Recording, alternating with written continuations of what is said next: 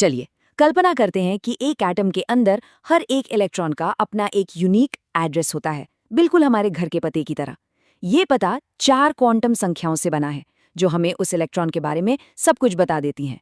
आज हम सब मिलकर इसी क्वांटम एड्रेस को डीकोड करने वाले हैं। तो सबसे पहला सवाल जो दिमाग में आता है वो ये है कि इलेक्ट्रॉन असल में रहते कहाँ हैं।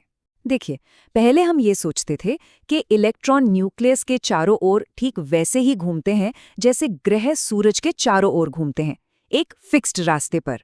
लेकिन जैसा कि हम जानते हैं, मॉडर्न एटॉमिक थ्योरी हमें बताती है कि हकीकत इससे कहीं ज़्यादा दिलचस्प और कॉम्प्लेक्स है।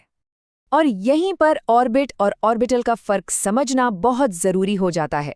देखिए, ऑर्बिट एक फिक्स्ड गोल रास्ता है, जैसा कि बोहर ने बताया था, लेकिन ऑर्बिटल कोई रास्ता नहीं है। ये तो संभावना का एक 3D इलाका है, एक तरह का बादल, जहां इलेक्ट्रॉन के होने की प्रोबेबिलिटी सबसे ज्यादा होती है। और हमारी क्वांटम संख्याएं इसी ऑर्बिटल को डिस्क्राइब करती हैं। तो चलिए इस क्वांटम पते के पहले हिस्से को समझते हैं, जिसे हम कह सकते हैं राज्य या शहर। इसे कहते हैं प्रिंसिपल क्वांटम नंबर, और इसे हम n से दिखाते हैं। ये इलेक्ट्रॉन के मेन एनर्जी लेवल के बारे में बताता है। तो ये जो n है, ये बस एक पॉजिटिव इंटीजर है, जैसे 1, 2, 3, और इसका काम आसान है। n की वैल्यू जितनी ज्यादा होगी, इलेक्ट्रॉन औसतन न्यूक्लियस से उतना ही दूर होगा, और जाहिर है जितना दूर होगा उसकी एनर्जी भी उतनी ही ज्यादा होगी। तो ये हो गया हमारे पते का पहला हिस्सा, इलेक्ट्रॉन किस एनर्जी शेल में है। अच्छा, इसके नियम भी बड़े सीधे साधे हैं। n की वैल्यू 1 से शुरू होकर कोई भी इंटीजर हो सकती है। हर वैल्यू एक इलेक्ट्रॉन शेल को दिखाती है। n = 1 मतलब k शेल, n = 2 मतलब l शेल, और इसी तरह आगे। और जो बात याद रखनी है वो ये है कि जैसे जैसे n बढ़ता है, एनर्जी और साइज दोनों बढ़ते हैं। ठीक है, तो राज्य तो पता चल गया, अब जरा गली में चलते हैं। अगर n हमारा राज्य था, तो एजीम्यूथल क्वांटम नंबर, जिसे l से दिखाते हैं, वो हमारी गली है। ये हमें ऑर्बिटल के शेप यानी उसके आकार के बारे में बताती है। मतलब ये जो संभावना का बादल है, उसका शेप कैसा है? क्या वो गोल है या डंबल जैसा दिखता है, या फिर कुछ और भी ज्यादा कॉम्प्लेक्स? ये सारी जानकारी हमें l से मिलती है। अब यहाँ एक बहुत ही मजेदार नियम है। l की वैल्यू n पर डिपेंड करती है। l की वैल्यू 0 से लेकर n-1 तक कोई भी इंटीजर हो सकती है। मतलब अगर n 1 है तो l सिर्फ 0 हो सकता है, अगर n 2 है तो l 0 या 1 दोनों हो सकता है। और हाँ, इन वैल्यूज को हम अक्षरों से भी दिखाते हैं।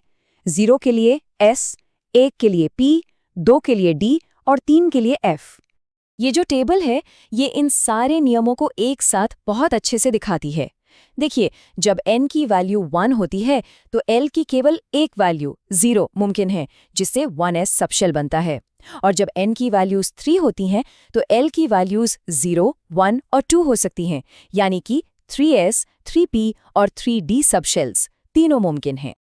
चलिए अब हम अपने पते में और अंदर घुसते हैं। हम सही गली में तो आ गए, अब हमें चाहिए मकान का नंबर। ये है मैग्नेटिक क्वांटम नंबर, जिसे हम ml से दिखाते हैं, और ये ऑर्बिटल के स्पेस में ओरिएंटेशन के बारे में बताता है। ये संख्या बताती है कि ऑर्बिटल का जो शेप है वो 3D स्पेस में कैसे रखा हुआ है। इसे ऐसे समझिए, मान लीजिए एक p ऑर्बिटल है जो डंबल के शेप का होता है। तो वो स्पेस में कैसे रखा है? क्या वो x एक्सिस पर है, y एक्सिस पर है या z एक्सिस पर? ये हमें ml बताता है। और ये टेबल तो पैटर्न को और भी साफ कर देती है। एक s सबशेल जहां l = 0 है, उसमें हमेशा एक ऑर्बिटल होता है। एक p सबशेल जहां l = 1 है, उसमें 3 ऑर्बिटल होते हैं।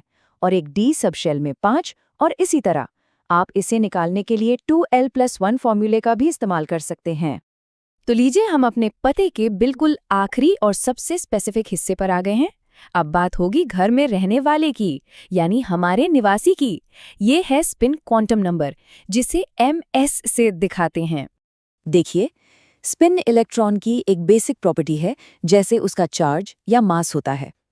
इसे समझने के लिए सोचिए कि इलेक्ट्रॉन अपनी जगह पर ही घूम रहा है, या तो एक दिशा में या फिर उसकी उल्टी दिशा में। यही वो गुण है जो एक ही ऑर्बिटल में मौजूद 2 इलेक्ट्रॉनों को एक दूसरे से अलग बनाता है।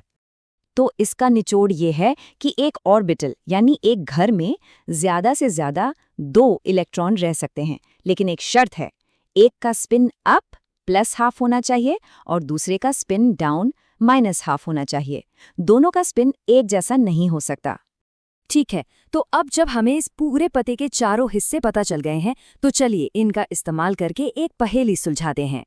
तो सवाल हमारे सामने ये है, अगर प्रिंसिपल क्वांटम नंबर n = 3 है तो कुल कितने ऑर्बिटल मुमकिन हैं? चलिए, जो हमने अभी सीखा है उसे इस्तेमाल करके देखते हैं। चलिए इसे एक एक करके तोड़ते हैं। जब n बराबर 3 होता है तो l की वैल्यूज हो सकती हैं 0, 1 और 2। अब l बराबर 0 यानी 3s सबशेल में एक ऑर्बिटल होता है, l बराबर 1 यानी 3p सबशेल में 3 ऑर्बिटल होते हैं और l बराबर 2 यानी 3d सबशेल में 5 ऑर्बिटल होते हैं। तो कुल कितने हुए? 1 + 3 + 5 यानी कि 9। लेकिन रुकिए, यहाँ एक बहुत ही कमाल का शॉर्टकट भी है। किसी भी एनर्जी लेवल या शेल में ऑर्बिटल्स की कुल संख्या निकालने के लिए आपको बस n² करना है। तो हमारे पिछले सवाल के लिए जहां n = 3 था, जवाब सीधे सीधे 3 का स्क्वायर यानी 9 हो जाता है ना आसान? तो चलिए आखिर में इन 3 सबसे जरूरी फॉर्मूलों को एक बार फिर से देख लेते हैं, जो सारी कहानी बयां करते हैं। किसी भी शेल n में n ही सबशेल्स होते हैं, किसी भी सबशेल l में 2l+1 ऑर्बिटल्स होते हैं और एक शेल में कुल ऑर्बिटल्स की संख्या होती है n²। और ये सब हमें एक बहुत ही गहरे सवाल पर लाकर छोड़ देता है। अगर सिर्फ 4 आसान से नियम एक इलेक्ट्रॉन जैसी छोटी और कॉम्प्लेक्स चीज की दुनिया को इतनी खूबसूरती से बयां कर सकते हैं, तो सोचिए हमारे इस ब्रह्मांड में और कितने ऐसे ही सुंदर और छिपे हुए नियम होंगे जो बस खोजे जाने का इंतजार कर रहे हैं।